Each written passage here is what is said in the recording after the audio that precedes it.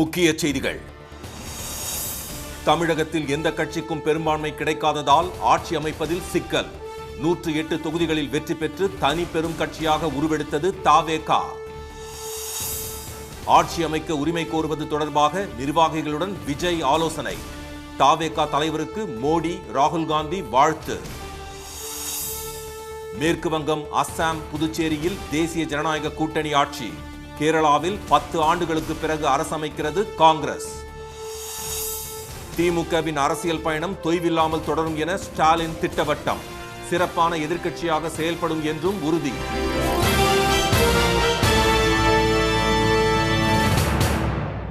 வணக்கம். வணக்கம். தமிழ்நாடு சட்டப்பேரவை தேர்தலில் எந்த கட்சிக்கும் தனி பெரும்பான்மை கிடைக்காததால் தொங்கு சட்டப்பேரவை அமைய வாய்ப்புள்ளது. கடந்த 23ஆம் தேதி நடைபெற்ற பேரவை தேர்தலில் பதிவான வாக்குகள் நேற்று எண்ணப்பட்ட நிலையில் தொடக்கம் முதலே தாவேகா அதிக தொகுதிகளில் முன்னிலை பெற்று வந்தது. அக்கட்சியின் தலைவர் திரு விஜய் பெரம்பூர் மற்றும் திருச்சி கிழக்கு தொகுதிகளில் வெற்றி பெற்றார். திமுக தலைவர் திரு மு க ஸ்டாலின் கொளத்தூர் தொகுதியில் தாவேகா வேட்பாளர் திரு VS பாபுவிடம் வெற்றியை பறிகொடுத்தார். சேப்பாக்கம், திருவல்லிக்கேணி தொகுதியில் களம் கண்ட திரு உதயநிதி அவரை எதிர்த்து போட்டியிட்ட தாவேகா வேட்பாளர் திரு செல்வத்தை 7140 வாக்குகள் வித்தியாசத்தில் தோற்கடித்தார். துறைமுகம் தொகுதியில் திரு சேகர் பாபு, திருச்சி மேற்கில் திரு KN நேரு, திண்டுக்கல் மாவட்டம் ஆத்தூரில் திரு I பெரியசாமி, திருவண்ணாமலையில் திரு ஏவா வேலு, குறிஞ்சிப்பாடியில் திரு MRK பன்னீர்செல்வம், அருப்புக்கோட்டையில் திரு KKSSR ராமச்சந்திரன், திருச்சுழியில் திரு தங்கம் தென்னரசு ஆகியோர் வெற்றி பெற்றனர். தாவேகா தரப்பில் தியாகராயர் நகரில் திரு புசி ஆனந்தும், வில்லிவாக்கம் தொகுதியில் திரு ஆதவ் அர்ஜுனாவும், மயிலாப்பூர் தொகுதியில் திரு வெங்கட்ரமணனும், மதுரவாயல் தொகுதியில் திரு ரேவந்த் சரணும், ஆவடியில் திரு ரமேஷ்குமாரும், விருகம்பாக்கம், எழும்பூர், சைதாப்பேட்டை என சென்னை மாவட்டத்தில் உள்ள 16 தொகுதிகளில் 14 தொகுதிகளை கைப்பற்றியதை தாவேகாவினர் பட்டாசு வெடித்து கொண்டாட்டத்தில் ஈடுபட்டனர்.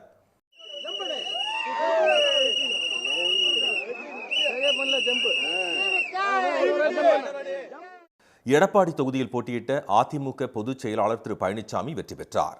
காரைக்குடியில் களம் கண்ட நாதாக ஒருங்கிணைப்பாளர் திரு சீமான் 30,793 வாக்குகள் பெற்று தாவேகா வேட்பாளர் திரு பிரபுவிடம் டெபாசிட் இழந்தார்.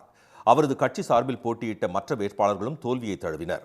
சிவகங்கை மாவட்டம் திருப்பத்தூர் தொகுதியில் போட்டியிட்ட அமைச்சர் திரு பெரிய கருப்பன் 1 ஓட்டு வித்தியாசத்தில் தாவேகா வேட்பாளர் திரு சீனிவாச சேதுபதியிடம் வெற்றி வாய்ப்பை இழந்தார். தாவேகா சார்பில் கோபிச்செட்டிப்பாளையத்தில் களம் கண்ட திரு செங்கோட்டையனும், திருப்பூர் வடக்கில் போட்டியிட்ட திருமதி சத்யபாமாவும் வெற்றி பெற்றனர்.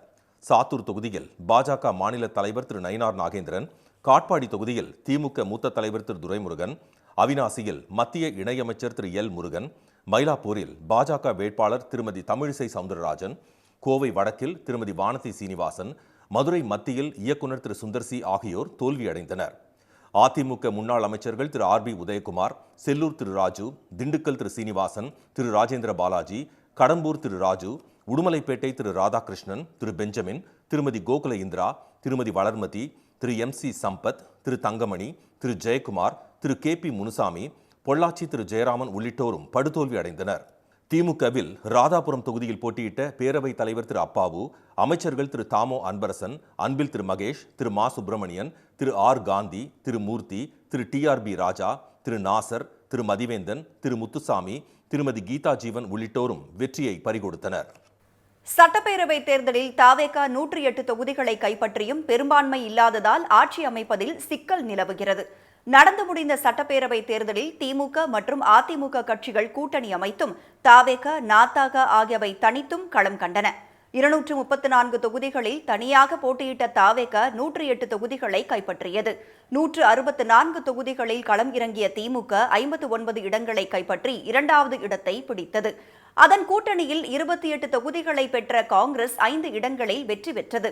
தமிழக காங்கிரஸ் கமிட்டியின் தலைவர் திரு செல்வ பெருந்தகை ஸ்ரீபெரும்புதூர் தொகுதியில் தோல்வியடைந்தார். 10 தொகுதியில் போட்டியிட்ட தேமுதிக ஒரே ஒரு தொகுதியில் மட்டும் வெற்றி பெற்றது. விருத்தாச்சலம் தொகுதியில் களம் கண்ட திருமதி பிரேமலதா வெற்றி பெற்றார். 8 தொகுதிகளில் போட்டியிட்ட VCக 2 இடங்களையும், தலா 5 தொகுதிகளில் களம் கண்ட இந்திய கம்யூனிஸ்ட் மற்றும் மார்க்சிஸ்ட் கம்யூனிஸ்ட் ஆகிய கட்சிகள் தலா 2 தொகுதிகளை கைப்பற்றின. 4 இடங்களில் போட்டியிட்ட மதிமுக 2 தொகுதிகளிலும், இந்தியன் யூனியன் முஸ்லீம் லீக் மற்றும் மனிதநேய மக்கள் கட்சி ஆகியவை தலா 2 தொகுதிகளிலும், கொங்குநாடு மக்கள் தேசிய கட்சி 1 தொகுதியையும் கைப்பற்றியது. சிதம்பரம் தொகுதியில் போட்டியிட்ட மனிதநேய ஜனநாயக கட்சி வேட்பாளர் திரு தமிமுன் அன்சாரி வெற்றி பெற்றார். தலா ஒரு தொகுதிகளை பெற்று திமுக சின்னத்தில் போட்டியிட்ட முக்குளத்தோர் புலிப்படை கட்சித் தலைவர் திரு கருணாஸ், எஸ்டிபிஐ, தமிழர் தேசம் கட்சி ஆகியவை தோல்வியடைந்தன. 167 தொகுதிகளில் போட்டியிட்ட அதிமுக 47 தொகுதிகளிலும், 27 தொகுதிகளில் போட்டியிட்ட பாஜக ஒரு தொகுதியில் மட்டும் வெற்றி பெற்றது. 18 தொகுதிகளில் களம் கண்ட பாமக 4 இடங்களிலும், 11 தொகுதிகளில் போட்டியிட்ட அமமுக ஒரு இடத்தை கைப்பற்றியது. பாஜக சின்னத்தில் போட்டியிட்ட தமாக, புதிய நீதி கட்சி, தமிழக மக்கள் முன்னேற்ற கழகம், புரட்சி பாரதம் உள்ளிட்ட கட்சிகள் தோல்வியை சந்தித்தன. 234 தொகுதிகளில் போட்டியிட்ட நாதாக வேட்பாளர்களும் வெற்றி வாய்ப்பை இழந்தனர். மேற்கு வங்கம், புதுச்சேரி, அசாம் ஆகிய மாநிலங்களில் தேசிய ஜனநாயக கூட்டணி ஆட்சியை பிடித்துள்ள நிலையில் கேரளாவில் காங்கிரஸ் 10 ஆண்டுகளுக்கு பிறகு மீண்டும் ஆட்சி அமைக்கிறது. 294 தொகுதிகளை கொண்ட மேற்கு வங்க சட்டப்பேரவைக்கு 2 கட்டங்களாக தேர்தல் நடைபெற்றது. இந்த தேர்தலில் திரிணாமுல் காங்கிரஸ், பாஜக, காங்கிரஸ், கம்யூனிஸ்ட் என 4 முனை போட்டி நிலவியது. இதில் 206 தொகுதிகளை கைப்பற்றி பாஜக முதல் முறையாக மேற்கு வங்கத்தில் ஆட்சியை அமைக்கிறது. 15 ஆண்டுகளாக ஆட்சியில் இருந்த திரிணாமுல் காங்கிரஸ் கட்சி வீழ்த்தப்பட்டதை பாஜகவினர் இனிப்புகளை வழங்கியும் பட்டாசுகளை வெடித்தும் கொண்டாடினர்.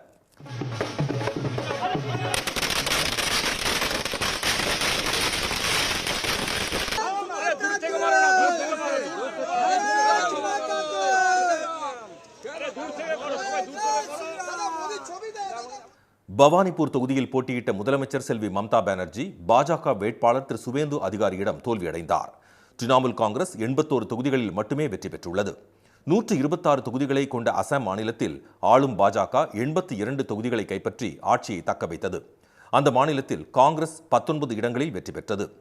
ஜலுக்பாரி தொகுதியில் போட்டியிட்ட முதலமைச்சர் திரு ஹிமந்த பிஸ்வா சர்மா அவரை எதிர்த்து போட்டியிட்ட காங்கிரஸ் வேட்பாளர் திருமதி பிடிஷா நியோகை விட 20,000 வாக்குகள் கூடுதலாக பெற்று வெற்றி பெற்றார். 140 சட்டப்பேரவை தொகுதிகளை கொண்ட கேரளாவில் ஆளும் மார்க்சிஸ்ட் கம்யூனிஸ்ட் கட்சியை வீழ்த்தி காங்கிரஸ் 10 ஆண்டுகளுக்கு பிறகு மீண்டும் ஆட்சியை கைப்பற்றியுள்ளது.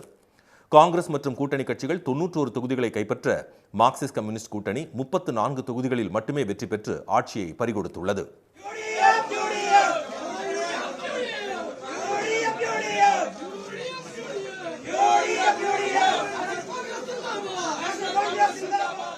காங்கிரஸ் மற்றும் கூட்டணி கட்சிகளின் வெற்றியை அடுத்து முதலமைச்சர் பதவியை திரு பினராயி விஜயன் ராஜினாமா செய்தார். புதுச்சேரியில் ஆளும் என்ஆர் காங்கிரஸ், பாஜக, அதிமுக கூட்டணி கட்சிகள் 17 இடங்களை கைப்பற்றி என்டிஏ மீண்டும் ஆட்சியை தக்கவைத்துள்ளது. அங்கு திமுக 5 தொகுதிகளிலும், தாவேகா 2 தொகுதிகளிலும், சுயேட்சை வேட்பாளர்கள் 3 தொகுதிகளிலும் வெற்றி பெற்றுள்ளனர். திராவிட முன்னேற்ற கழகத்தின் அரசியல் பயணம் தொய்வில்லாமல் தொடரும் என்றும், இதுவரை மக்களுக்காக சிறப்பான ஆளும் கட்சியாக செயல்பட்ட திமுக இனி சிறப்பான எதிர்க்கட்சியாக செயல்படும் என முதலமைச்சர் திரு மு க ஸ்டாலின் தெரிவித்துள்ளார். தேர்தல் முடிவுகள் தொடர்பாக எக்ஸ் பக்கத்தில் பதிவிட்டுள்ள அவர், மக்கள் தீர்ப்பை தலைவணங்கி ஏற்பதாகவும், வெற்றி பெற்றவர்களுக்கு வாழ்த்துக்கள் என்றும் கூறியுள்ளார். கடந்த 5 ஆண்டு காலத்தில் ஏராளமான திட்டங்களை உருவாக்கி தமிழ்நாட்டு மக்களுக்கு நல்லாட்சியை வழங்கினோம் என்றும் குறிப்பிட்டுள்ள திரு ஸ்டாலின், தமிழ்நாட்டை அனைத்து வகையிலும் உயர்த்தினோம் என சுட்டிக்காட்டியுள்ளார். தேர்தல் களத்தில் தங்களது சாதனைகளை சொல்லியே வாக்குகளை கேட்டதாகவும் தெரிவித்துள்ள அவர், மக்களுக்கு செய்து கொடுத்த நலத்திட்டங்கள் தொடருவதற்கு வாக்கு கேட்டு பரப்புரை செய்ததாகவும், திமுக தலைமையிலான மதச்சார்பற்ற முற்போக்கு கூட்டணியை ஆதரித்து வாக்களித்த தமிழ்நாட்டு மக்கள் அனைவருக்கும் மனமார்ந்த நன்றியை தெரிவித்துக் கொள்வதாகவும் கூறியுள்ளார். வாக்களித்தவர்களுக்கு மட்டுமல்ல, வாக்களிக்க மறந்தவர்களுக்கும் சேர்த்தே ஆட்சி நடத்தியதாக உருக்கமாக கூறியுள்ள திரு ஸ்டாலின், அனைத்து மக்களுக்கும் உண்மையாக இருந்ததாகவும், தனது மனசாட்சிப்படியே செயல்பட்டதாகவும் குறிப்பிட்டுள்ளார். தமது சக்திக்கு மீறி உழைத்ததாகவும் பதிவிட்டுள்ள முதலமைச்சர், தன்னை போன்றே களத்தில் உழைத்த திமுகவினருக்கும் தோளோடு தோள் நின்ற தோழமை இயக்க தலைவர்கள், நிர்வாகிகள், தொண்டர்களுக்கு நன்றி தெரிவித்துள்ளார். தமது அரசியல் பொது வாழ்வில் அதிகப்படியான வெற்றியையும் தோல்வியையும் சந்தித்துள்ளதாக குறிப்பிட்டுள்ள திரு ஸ்டாலின், லட்சியமும் கொள்கையும் தான் முக்கியமே தவிர வெற்றி தோல்விகள் மட்டுமல்ல என்று செயல்படக்கூடியவன் தாம் என உறுதிபட கூறியுள்ளார். திராவிட முன்னேற்ற கழகத்தின் அரசியல் பயணம் தொய்வில்லாமல் தொடரும் என்றும் குறிப்பிட்டுள்ள அவர், இதுவரை மக்களுக்காக சிறப்பான ஆளும் கட்சியாக செயல்பட்ட திமுக இனி சிறப்பான எதிர்க்கட்சியாக செயல்படும் என்றும் திட்டவட்டமாக தெரிவித்துள்ளார். தமிழக சட்டப்பேரவை தேர்தலில் பெரும்பாலான மண்டலங்களில் தமிழக வெற்றிக் கழகம் ஆதிக்கம் செலுத்தியது. சட்டப்பேரவை தேர்தலில் மேற்கு, தெற்கு, வடக்கு மண்டலங்களில் பெரும்பான்மையான தொகுதிகளில் தாவேகா வெற்றி பெற்றுள்ளது. கொங்கு மண்டலம் என அழைக்கப்படும் மேற்கு மண்டலத்திற்கு உட்பட்ட சேலம், கோயம்புத்தூர் ஆகிய மாவட்டங்களில் திமுக, தாவேகா இடையே கடும் போட்டி நிலவிய போதிலும் இறுதியில் தாவேகாவே அதிக இடங்களை கைப்பற்றியது. திருப்பூரில் திமுக, அதிமுக, தாவேகா இடையே போட்டி நிலவிய நிலையில் அதிகபட்சமாக தாவேகா 4 இடங்களில் வெற்றியை உறுதி செய்தது. வடக்கு மண்டலத்திற்கு கீழ்வரும் சென்னையில் மொத்தமுள்ள 16 தொகுதிகளில் 14 இடங்களில் தாவேகா வெற்றி பெற்றுள்ளது. திருவள்ளூர், காஞ்சிபுரம், செங்கல்பட்டு, வேலூர், ராணிப்பேட்டை உள்ளிட்ட மாவட்டங்களில் பெரும்பான்மையான தொகுதிகளில் தாவேகா வேட்பாளர்கள் வெற்றி பெற்றுள்ளனர். அதே நேரத்தில் டெல்டாவில் திமுகவே வெற்றி வாகை சூடியுள்ளது. மயிலாடுதுறையில் 3 தொகுதிகளிலும் திமுக கூட்டணியே வெற்றி பெற்றுள்ளது. நாகையில் மொத்தமுள்ள 3 தொகுதிகளில் 2 இடங்களிலும், தஞ்சாவூரில் மொத்தமுள்ள 8 இடங்களில் 7 தொகுதிகளிலும் திமுக வெற்றியை பதிவு செய்துள்ளது. டெல்டாவை போன்று தெற்கு மண்டலத்திற்கு உட்பட்ட திண்டுக்கல், கன்னியாகுமரி உள்ளிட்ட மாவட்டங்களிலும் திமுக வெற்றியை தக்கவைத்தது. திண்டுக்கல், ஆத்தூர், வேடச்சந்தூர், நாகர்கோவில் உள்ளிட்ட தொகுதிகளில் திமுக கூட்டணியே வெற்றி பெற்றிருக்கிறது. கடந்த முறை எளிதாக தெற்கு மண்டலத்தை கைப்பற்றிய திமுகவிற்கு இம்முறை தாவேகா கடும் சவால் கொடுத்திருந்தது. அங்குள்ள 10 மாவட்டங்களுக்கு உட்பட்ட 58 சட்டப்பேரவை தொகுதிகளில் திமுக 20க்கும் மேற்பட்ட இடங்களிலும், தாவேகா 25க்கும் மேற்பட்ட இடங்களிலும் வெற்றியை உறுதி செய்திருக்கின்றன. இத்தேர்தலில் பெரும்பான்மையான தொகுதிகளை கைப்பற்றிய தாவேகாவிற்கு சென்னை, கோவை, மதுரை உள்ளிட்ட பெருநகர மக்களே அதிகம் வாக்களித்திருக்கின்றனர். அதேவேளையில் திமுகவுக்கு கிராமப்புற மக்களின் பெரும்பான்மையான ஆதரவு கிடைத்துள்ளது. தமிழக சட்டப்பேரவை தேர்தலில் 27 தொகுதிகளில் போட்டியிட்ட பாஜக ஒரே ஒரு தொகுதியில் மட்டுமே வெற்றி பெற்றிருப்பது அக்கட்சியினரை அதிர்ச்சியில் ஆழ்த்தியுள்ளது. 2021ஆம் ஆண்டு நடைபெற்ற சட்டப்பேரவை தேர்தலில் அதிமுக கூட்டணியில் இடம்பெற்று 4 தொகுதிகளில் வென்ற பாஜக அதன் பின்னர் தாங்களே உண்மையான எதிர்க்கட்சி என கூறி 2024 மக்களவைத் தேர்தலில் அதிமுக அல்லாத தனி அணியை கட்டமைத்து 18.28% வாக்குகளை பெற்றது. இதில் பாஜகவின் வாக்குகள் மட்டுமே 11.24%. அதிமுகவுடன் கூட்டணி அமைக்காதது பாஜகவுக்கு பின்னடைவை ஏற்படுத்தியதாக இரு கட்சியினரும் பேசி வந்த நிலையில் அதிமுக பொதுச் செயலர் எடப்பாடி பழனிசாமியை நிர்பந்தித்து கூட்டணியில் இணைத்துக் கொண்டது பாஜக. இதனை அடிப்படையாக கொண்டே இந்த தேர்தலில் அதிமுக கூட்டணியில் அதிகளவில் தொகுதிகளை எதிர்பார்த்து ஆதிக்கம் செலுத்திய அக்கட்சி இறுதியில் 27 இடங்களுக்கு ஒப்புக்கொண்டது. அதிமுகவுடனான தொகுதி பங்கீடு முடிந்த உடனேயே வெற்றி வாய்ப்பில்லாத தொகுதிகளை புதிய தலைவர் திரு நயினார் நாகேந்திரன் பெற்றுள்ளார் என்ற விமர்சனம் பாஜகவில் ஒரு தரப்பினரால் முன்வைக்கப்பட்டது. இதன் காரணமாக அக்கட்சியின் முன்னாள் தலைவர் திரு அண்ணாமலை இந்த முறை தேர்தலில் போட்டியிடாமல் விலகிக் கொண்டாலும் திரு நயினார் நாகேந்திரன், திரு எல் முருகன், திருமதி தமிழிசை, திரு ராமஸ்ரீனிவாசன் ஆகியோர் தேர்தலில் போட்டியிட்டனர். தற்போது முடிவுகள் வெளியாகியுள்ள நிலையில் அதிமுக கூட்டணியில் இடம்பெற்ற பாஜக இம்முறை படுதோல்வியை சந்தித்துள்ளது. 2021 தேர்தலில் 20 தொகுதிகளில் போட்டியிட்டு 4இல் வென்ற பாஜக இம்முறை 27 தொகுதிகளில் போட்டியிட்டு உதகமண்டலம் தொகுதியில் மட்டும் சொற்ப வாக்குகள் வித்தியாசத்தில் வெற்றி பெற்றுள்ளது. 2% வாக்கு சதவீதத்திலிருந்து 11% எட்டிவிட்டோம் என மார்த்தட்டிக் கொண்ட பாஜக கடந்த முறை வென்ற நாகர்கோவில், மொடக்குறிச்சி தொகுதிகளில் இம்முறை தோல்வியை சந்தித்துள்ளது. அதேபோல கோவை வடக்கில் போட்டியிட்ட திருமதி வானதி ஸ்ரீனிவாசனும் 3வது இடத்திற்கு தள்ளப்பட்டுள்ளார். பாஜக மாநில தலைவர் திரு நயினார் நாகேந்திரன் சாத்தூரில் தோல்வியடைந்துள்ளார். இந்த தேர்தலில் 14.60 லட்சம் வாக்குகளை பெற்று 2.98% வாக்குகளை மட்டுமே பாஜக பெற்றுள்ளது. 2024 மக்களவைத் தேர்தலில் பெற்ற 11%துடன் ஒப்பிடும்போது இந்த வீழ்ச்சி அக்கட்சியின் தேசிய தலைவர்களை கடும் அதிர்ச்சியில் ஆழ்த்தியுள்ளது.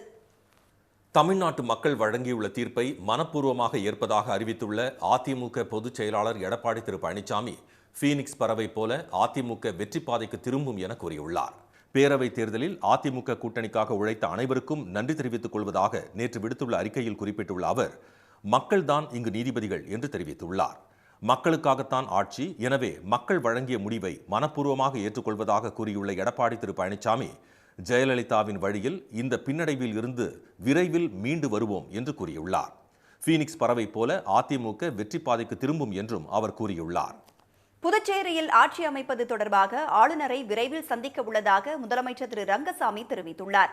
அங்குள்ள 4 பிராந்தியங்களான புதுச்சேரி, காரைக்கால், மாஹே, ஏனாமில் மொத்தம் 30 தொகுதிகள் உள்ளதிலும் வெற்றி பெற்றுள்ளார். இதனையடுத்து திரு ரங்கசாமி மீண்டும் முதலமைச்சராகிறார். இதற்கான வெற்றி சான்றிதழை பெற்றுக்கொண்ட அவர் செய்தியாளர்களிடம் பேசுகையில், தேசிய ஜனநாயக கூட்டணி மீண்டும் ஆட்சி அமைக்கக்கூடிய வாய்ப்பை புதுச்சேரி மக்கள் வழங்கியிருப்பதாக கூறினார். தேசிய ஜனநாயக கூட்டணி ஆட்சி அரசு கொண்டு வந்த திட்டங்கள், செயல்படுத்திய திட்டங்களுடைய முடிவுகள், அந்த முடிவுகளுடைய அடிப்படையில் எங்களுடைய தேசிய ஜனநாயக கூட்டணி மீண்டும் ஆட்சி அமைக்கின்ற ஒரு வாய்ப்பினை மக்கள் கொடுத்திருக்கின்றார்கள். தேசிய ஜனநாயக கூட்டணி அரசு சிறந்த முறையில் புதுச்சேரி மாநில மக்களுக்காக பல திட்டங்களை கொண்டு வந்து வளர்ச்சி அடைய மிக கவனம் செலுத்தும்.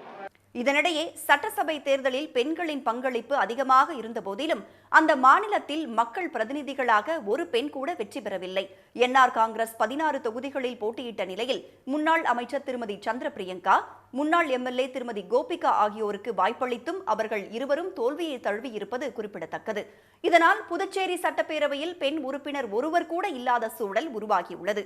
ஹோர்முஸ் நீரிணையில் சிக்கிக் கொண்டிருக்கும் கப்பல்களை மீட்க ப்ராஜெக்ட் ஃப்ரீடம் திட்டத்தை அமெரிக்க அதிபர் ட்ரம்ப் அறிவித்துள்ள நிலையில் கச்சா நீரிணை பகுதியில் முடக்கப்பட்டுள்ள நூற்றுக்கணக்கான சரக்கு கப்பல்களில் 20,000 மாலுமிகள் நீண்ட நாட்களாக தவித்து வருகின்றனர்.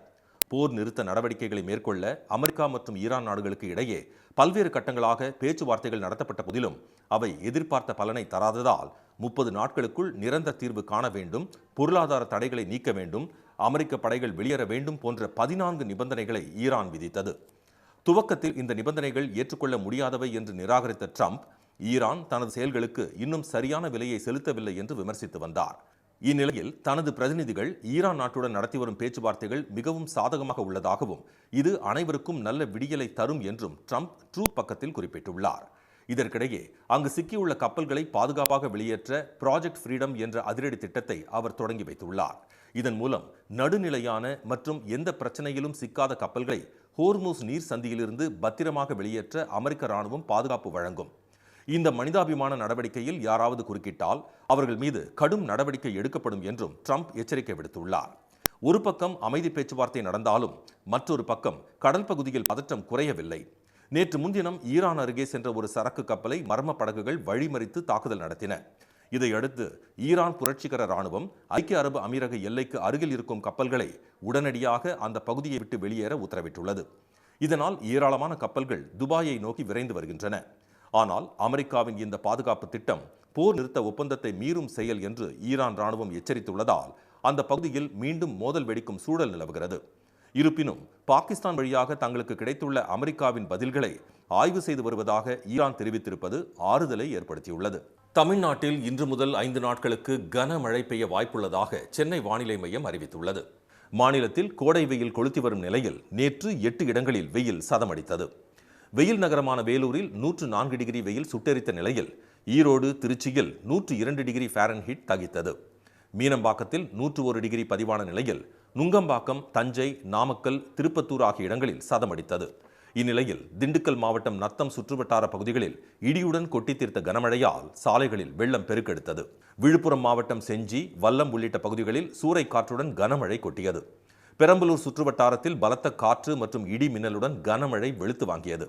இதனிடையே தெற்கு சத்தீஸ்கர் முதல் குமரிக்கடல் வரை நிலவும் வளிமண்டல காற்றழுத்த தாழ்வு பாதை காரணமாக நீலகிரி, கோவை, திருப்பூர், தேனி, திண்டுக்கல், ஈரோடு, கிருஷ்ணகிரி, தர்மபுரி, சேலம், நாமக்கல் மாவட்டங்களில் இன்றும், நீலகிரி, கோவை மாவட்ட மலைப்பகுதிகள், தேனி, தென்காசி, நெல்லை, குமரி ஆகிய மாவட்டங்களில் நாளையும் கனமழை பெய்யக்கூடும் என வானிலை மையம் கூறியுள்ளது. அதற்கு அடுத்த 3 தினங்கள் தென் மாவட்டங்கள் மற்றும் டெல்டாவை ஒட்டிய பகுதிகளில் கனமழை பெய்ய வாய்ப்புள்ளதாக தெரிவிக்கப்பட்டுள்ளது. மீண்டும் முக்கிய செய்திகள். தமிழ்நாடு சட்டப்பேரவை தேர்தலில் எந்த கட்சிக்கும் தனிப்பெரும்பான்மை கிடைக்காததால் தொங்கு சட்டப்பேரவை அமைய வாய்ப்புள்ளது. மேற்கு வங்கம், புதுச்சேரி, அசாம் ஆகிய மாநிலங்களில் தேசிய ஜனநாயக கூட்டணி ஆட்சியை பிடித்துள்ள நிலையில் கேரளாவில் 10 ஆண்டுகளுக்கு பிறகு காங்கிரஸ் மீண்டும் ஆட்சி அமைக்க உள்ளது. திராவிட முன்னேற்றக் கழகத்தின் அரசியல் பயணம் தொய்வில்லாமல் தொடரும் என ஸ்டாலின் தெரிவித்துள்ளார். இத்துடன் இந்த செய்திகள் நிறைவடைந்தன. மீண்டும் சன் டிவியில் செய்திகள் மாலை 6 மணிக்கு. செய்திகளை உடனுக்குடன் தெரிந்து கொள்ள QR கோடை ஸ்கேன் செய்து சன் நியூஸ் வாட்ஸ்அப் சேனலில் இணைந்திருங்கள். வணக்கம். வணக்கம்.